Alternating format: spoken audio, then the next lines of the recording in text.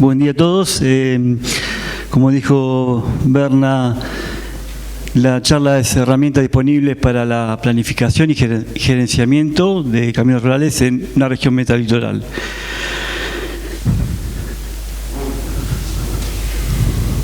Bueno, un poco los contenidos: situación de los caminos en la red de suelos naturales, dónde se encuentra la región metalitoral en la provincia de Buenos Aires, análisis del tipo y volumen de tránsito, factores medioambientales en la región, evaluación de los suelos naturales y de aporte, el GIS como herramienta ordenador para la toma de decisiones, patologías, cuáles son las patologías de deterioro en esta región, valoración del índice, cómo se valoriza el índice de estado de un camino, tareas de mantenimiento rutinario, tareas de mantenimiento programadas y de recuperación, asignación de tareas en la red y monitoreo online o de campo. Bueno, sabemos que la situación de los caminos de la red de suelos naturales en la región metalitoral están generalmente sometidos a continuos procesos erosivos, ¿no? Producto del viento, producto del tránsito, y lo que hace es un descenso del perfil transversal. Ahí tienen cómo se desciende el perfil transversal, y todo ese suelo que va por suspensión, saltación o rodadura generalmente se aloja en los laterales del perfil transversal. Bueno, la erosión vial, como ven, genera una inversión del perfil tipo del terraplén. Generalmente, como ustedes ven, ahí se generan esos cordones, lo que impide el escurrimiento transversal. Muchas veces también las inadecuadas técnicas de operación, que hay doble cuneta, generalmente a veces hacen que la masa, la estructura de la obra básica sea inestable. Bueno, esa es la región metalitoral, la que se encuentra con la letra A, la Pampa Arenosa, de los 307.000 kilómetros cuadrados que tiene la provincia de Buenos Aires. 80.890 kilómetros de la región metalitoral. Como ustedes ven, solo el 4%, que es la zona de Tandil y La Ventana y la Pampa Interserrana, tiene materiales aptos desde el punto de vista técnico vial, pero bueno, la Pampa Arenosa son suelos, generalmente suelos de clasificación HRB, limo arenoso, muy poco arcillosos.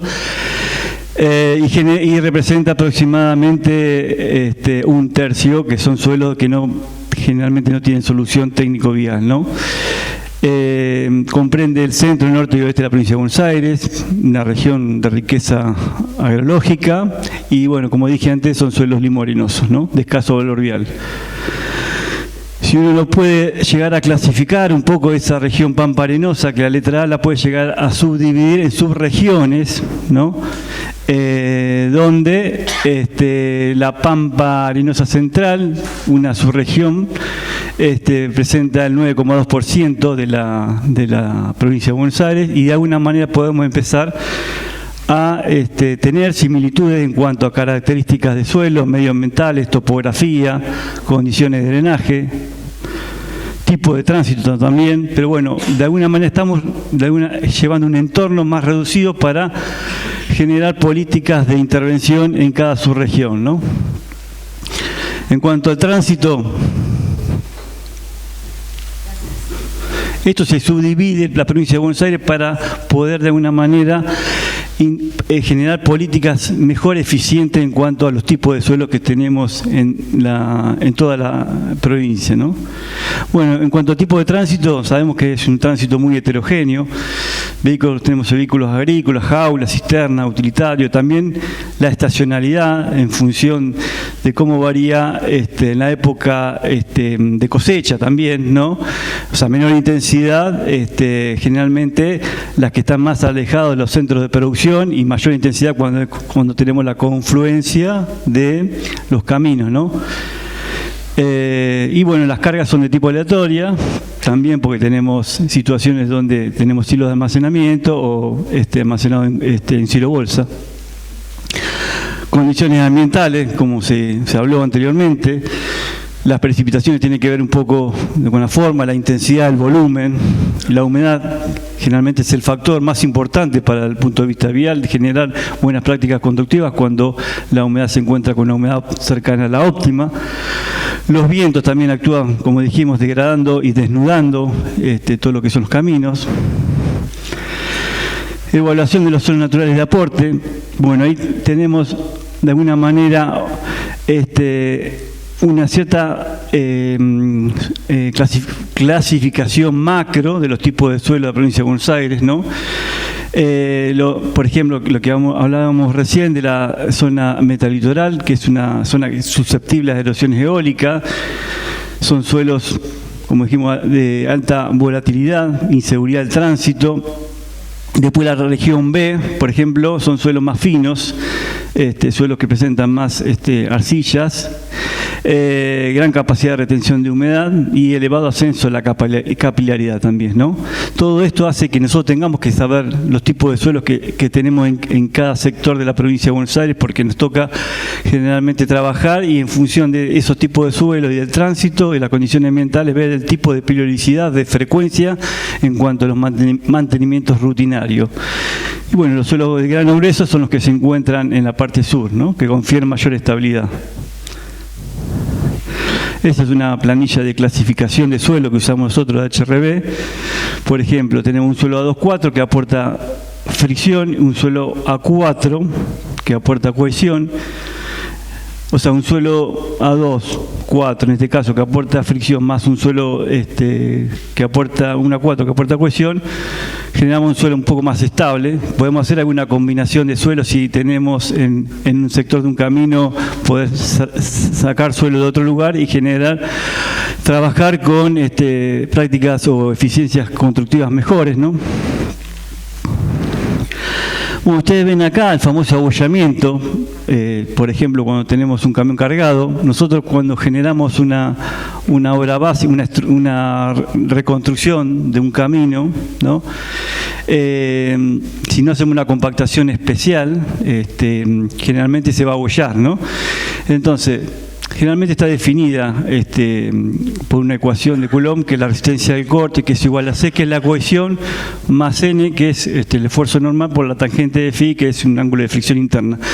Si yo ese suelo, que generalmente uno hace de una tarea de mantenimiento rutinario, lo compacto, voy a alcanzar una mayor coeficiente de fricción, y si ese suelo tiene un poco de plasticidad también, voy a aumentar la resistencia del corte, con lo cual me va a mejorar me va a generar una disminución en el abollamiento del transporte, ¿no?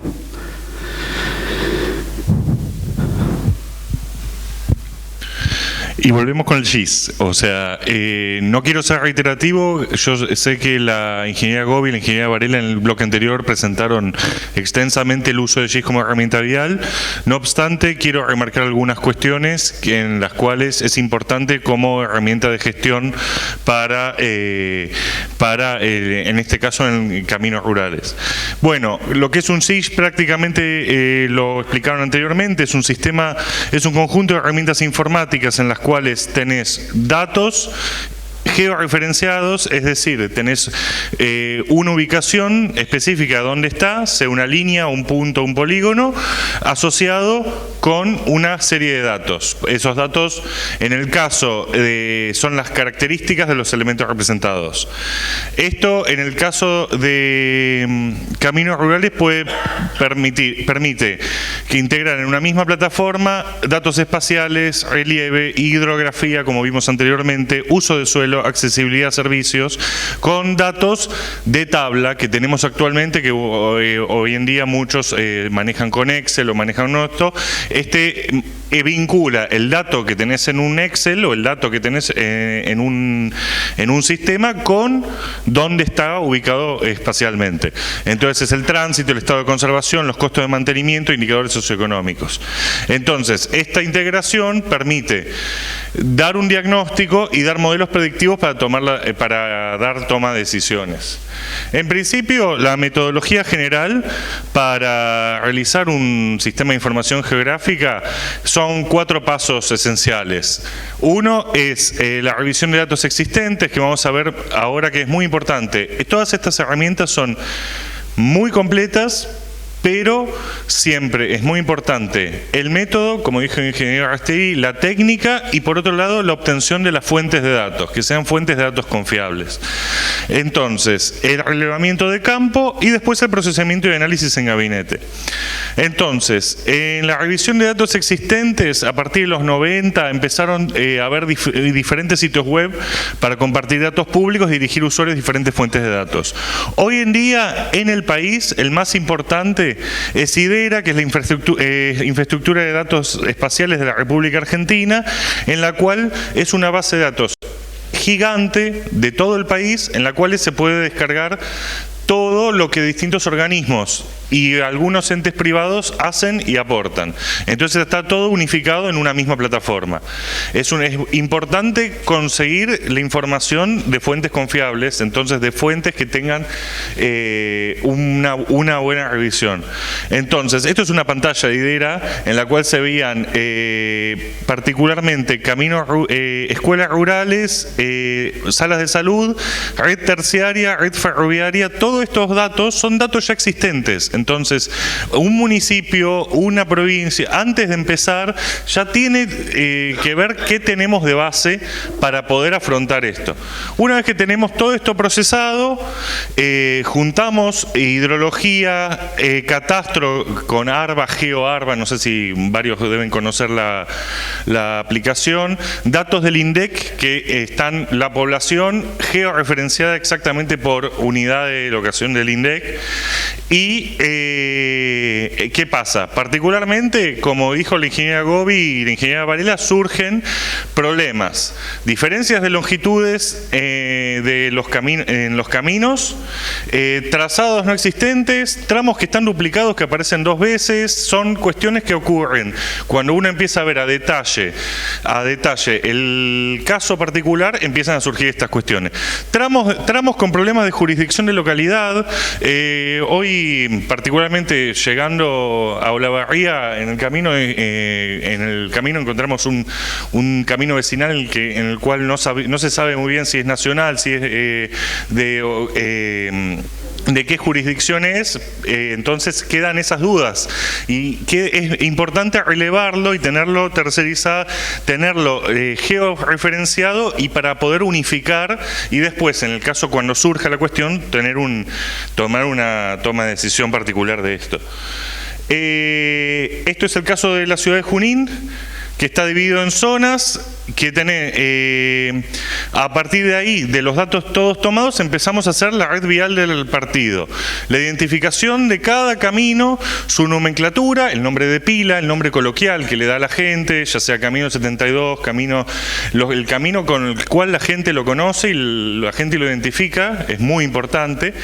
La extensión, las progresivas, como en un tramo urbano es más sencillo porque uno tiene las alturas, en un tramo rural es importante las progresivas y los kilómetros, desde dónde se toman, cuál es el punto, cuál es el cero, cuál es la cota, todo ese trabajo es el inicial.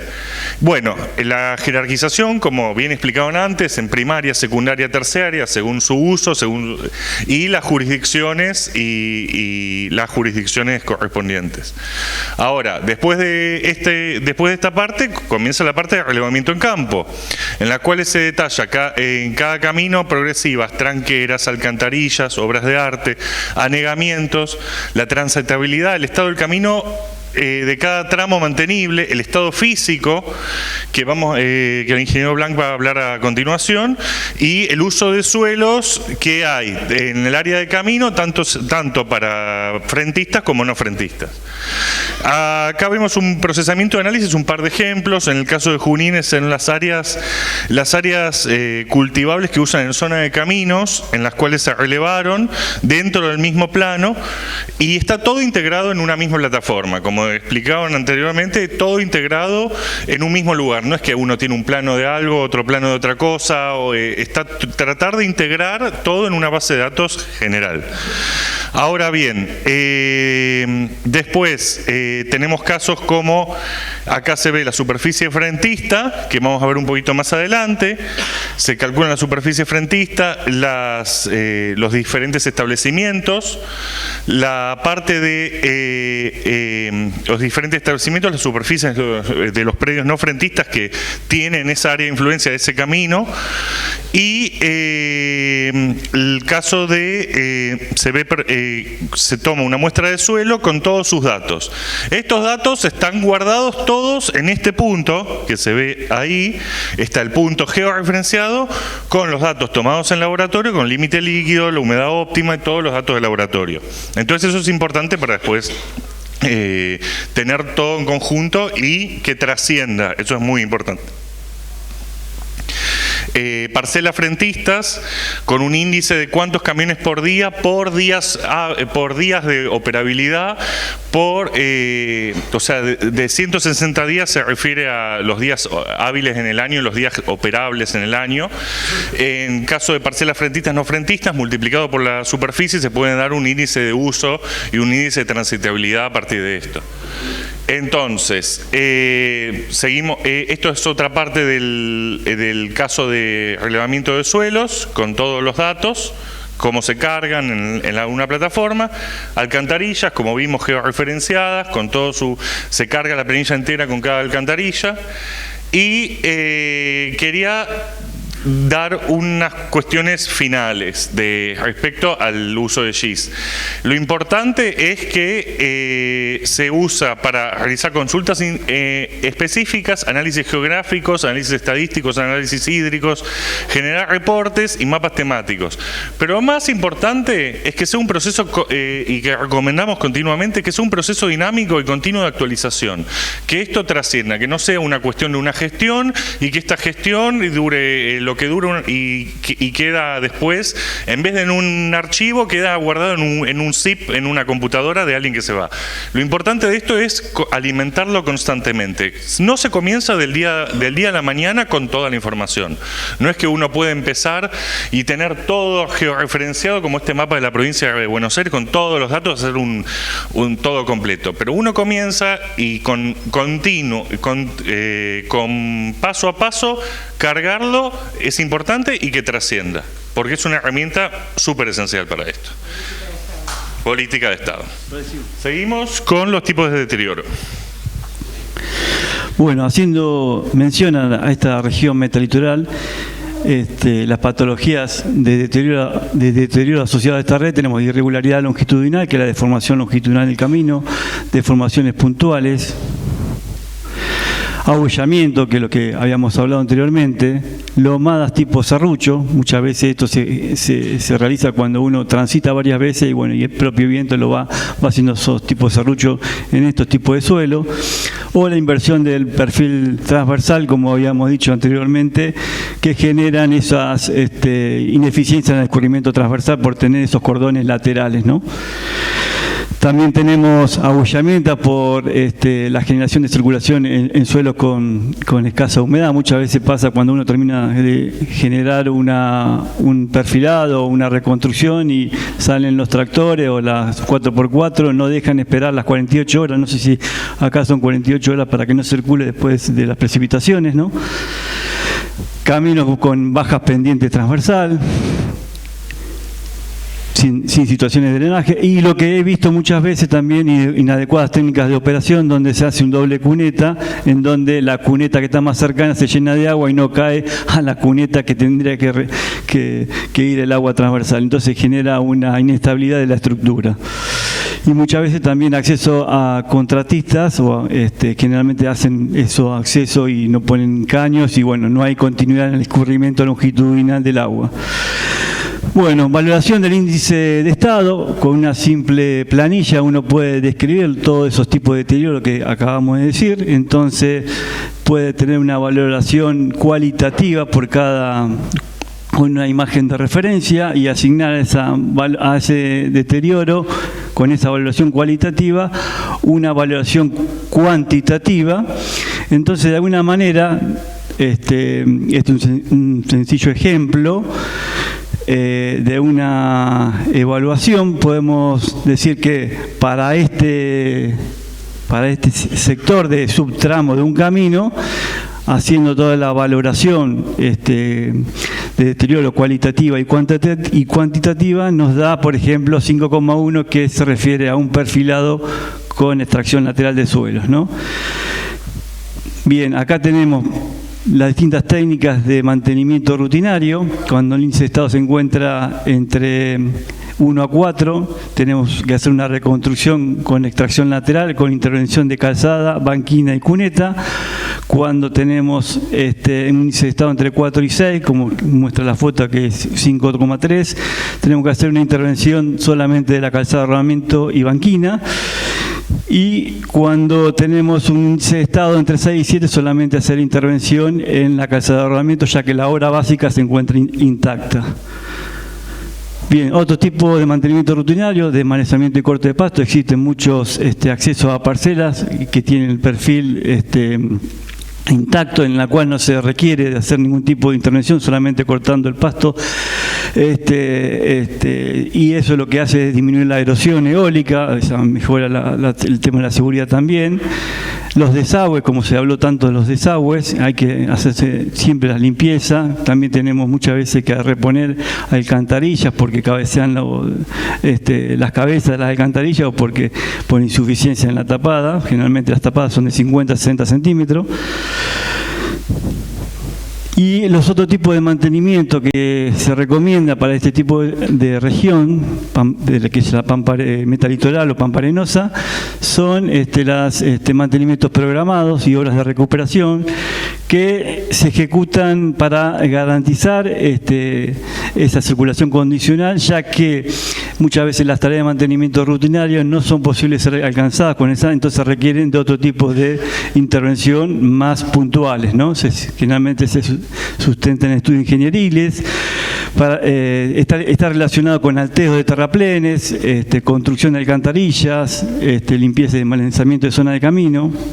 Bueno, ustedes ven acá, por ejemplo, este ejemplo,